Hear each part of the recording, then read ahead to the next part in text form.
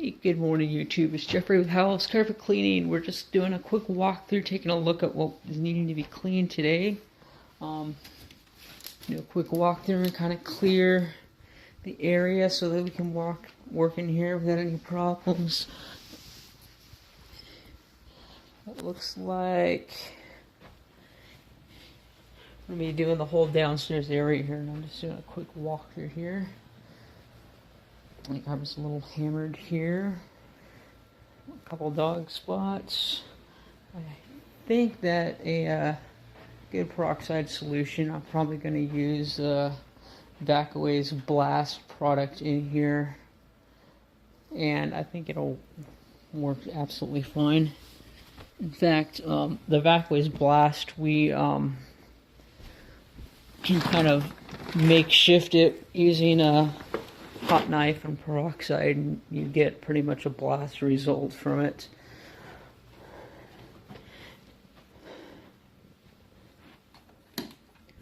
So far we've got a big long hallway, 2 bedrooms, a front room. It's a bedroom. No, it's a bathroom, restroom.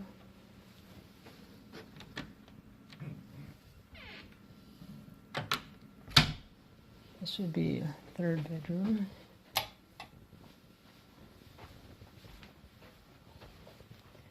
So it looks like everything is definitely going to need a pretty heavy vacuum. And then just a bedroom. Yes, it is. So 4 bedrooms, big long hallway, and light closet light. Okay. Oops. There we go. If I can get the light to stay on, there we go. Okay. And then we have a front room area upstairs, and this would be like the living quarters downstairs. Now, if it were up to me, this is exactly how I would plan a house. This is kind of different in that all the bedrooms are in the downstairs area. But that's, when you're living on a side of a hill, this is kind of the way they do it. But usually bedrooms upstairs. And they've got hardwood floors throughout the rest of the place, which is exactly how I would design a house. It's carpeted bedrooms, hardwood floors everywhere else. Alright, so we're going to get started with a super pre-vacuum and go ahead and begin our steam cleaning process. We're probably going to go ahead, and because of the urine and everything that's in the carpet, and the fact that there are 3 teenage boys living here, we're going to go ahead and CRB the downstairs area at least. And since we'll have our CRB out, we might as well do the front room area upstairs as well. But that's what we're going to be doing, and that's the plan. Always stick to your plan. Never second guess yourself, because as soon as you start second guessing yourself, that's when Murphy's Law takes in account and says, I'm going to mess this guy up. So as long as you have a plan and you pretend like you know what you're doing, everything works out. That was odd. It must be set to a timer and automatically shut off. But anyways, the carpeting is wet, and it will continue emulsifying as we go through the different rooms, and the chemistry is dwelling in the carpet here. The biggest area of concern were these nasty gray spots. There are a whole bunch of them. There's really only one of them left that's sort of visible. Hopefully as the product dwells, it'll continue breaking that down so that when we rinse with our steam cleaning, it will pull that out absolutely no problem. So we got 1 of 4 rooms down here, or 1 of 5. I'm sorry, I got that front room, family room area to do. So yeah, we'll just take this process and continue along. Okay, we've gone ahead and we've applied our cleaning solution in here, and this is before CRB, and I will show you an after CRB here. And that right there is after CRB treatment. Now, Mind you that we have not done any extraction yet. This is simply scrubbing the carpets with our encapsulation solution. Now, it would be safe to leave the carpets in this condition and not do any extraction. However, you know, we like going the extra mile and doing absolutely everything that we possibly can, because it's one thing to have before and after pictures, but if those spots reoccur and come back up, what good is your before and after picture at that point, and what good is your reputation? So be thorough, get everything cleaned up so those spots don't come back, and they won't come back.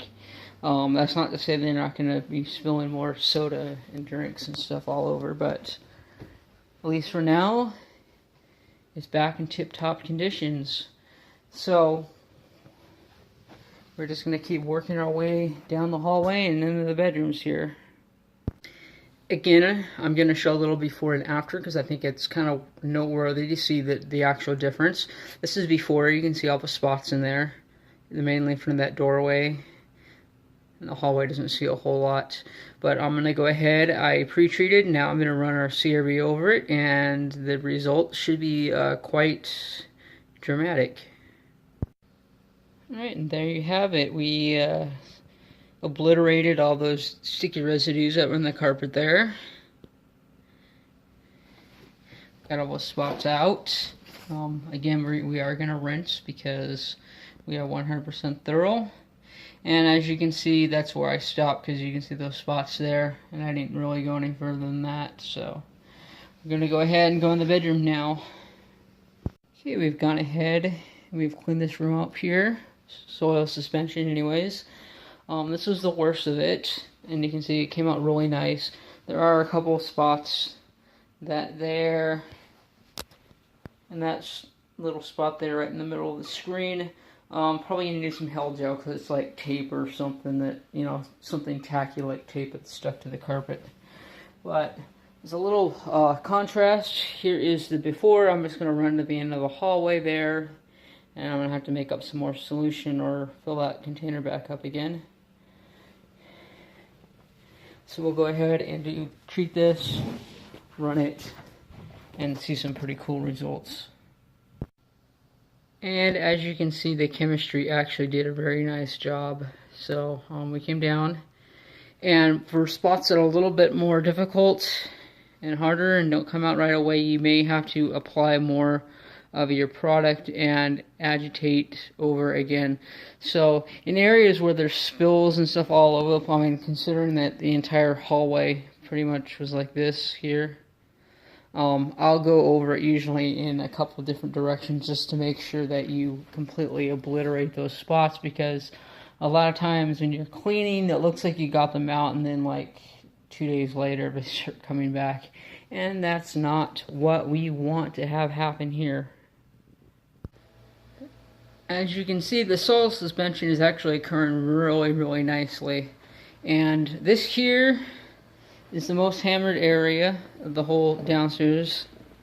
So what we're going to do is, I've been waiting on this, so I'm going to go ahead and pre-spray this and get this cleaned up and show you guys before and after. I'm going to put a little bit extra just to emulsify. I know that's probably dog urine or spill. So it's most likely probably urine because it's round. A dog that pees, it's going out down one area and just kind of spreading out evenly. So that's usually a sign of urine. And there's a few of them, so I think we're going to be able to get them good. I'm going to probably overdo those a little bit just so that the peroxide in the solution will go ahead and start deteriorating that, because it does break down organic matter. And I don't think any of this is going to leave any stains. If there's any staining occurring, we have to use another product to get coloring out. But as far as breaking down salts and rinsing that stuff all free and breaking it from the carpeting, the peroxide does very well with that. There you have it. It actually looks like a completely different carpet now. All the spots have been obliterated and pulled out. with the urine, I mean, the one thing that that VLM style cleaning doesn't do is deal with urine very well, at least not to the point that I feel comfortable just putting down an encapsulation crystallizing product and hoping that it deals with the urine. I really feel a lot more comfortable doing a full rinse in this scenario. And urine and soda are probably the two main issues that I have with VLM versus hot water extraction, is that in those two scenarios there's no substitute for hot water extraction. However, for the rest of it, I feel that VLM in a lot of cases is a lot more thorough than hot water extraction. And I've got reasons for believing that, because I'm going to take a look at these carpets. Obviously, your hot water extraction with your pumping 400 psi is not going to get anywhere near that agitation that we just did. And I guess chat will be discussion for another day to explain to you guys how that works and how you can use it to better up your performance and get a little bit more kick out of your chemistry and everything. We are going to finish off in this bedroom here. Just do a quick walkthrough so you can get yourselves a before and after. You see some dirt in the carpet, a bunch of little dribbles, probably from a drink, soda or something.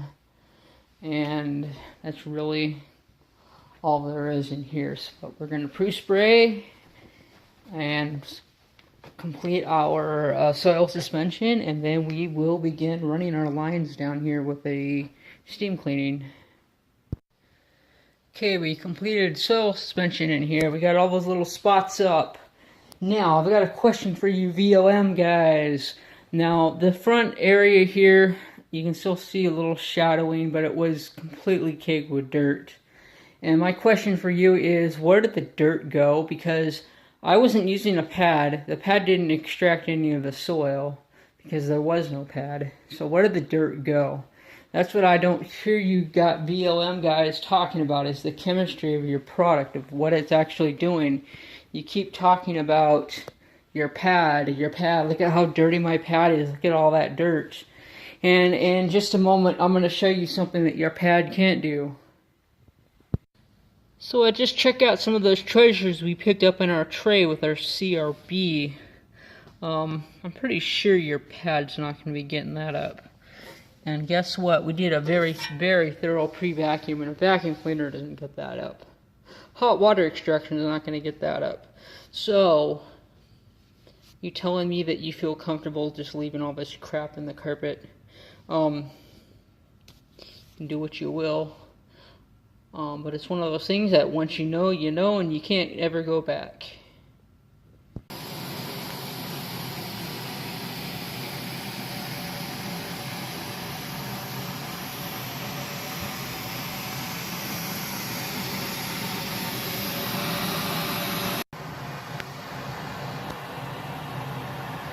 This is the room that was probably hammered the most.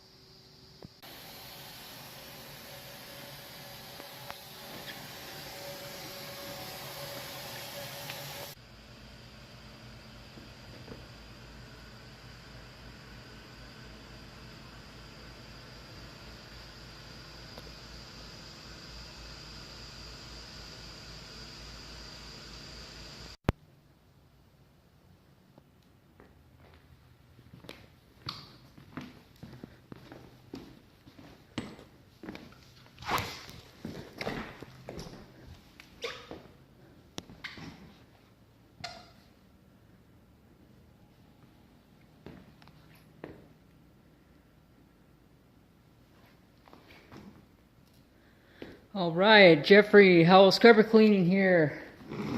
You have any questions concerning any carpet cleaning, or have any questions with your company or anything like that, or regarding methodology, anything that I'm doing or not doing, or pretty much anything, go ahead and feel free to give me a call personally, 503-939-0534.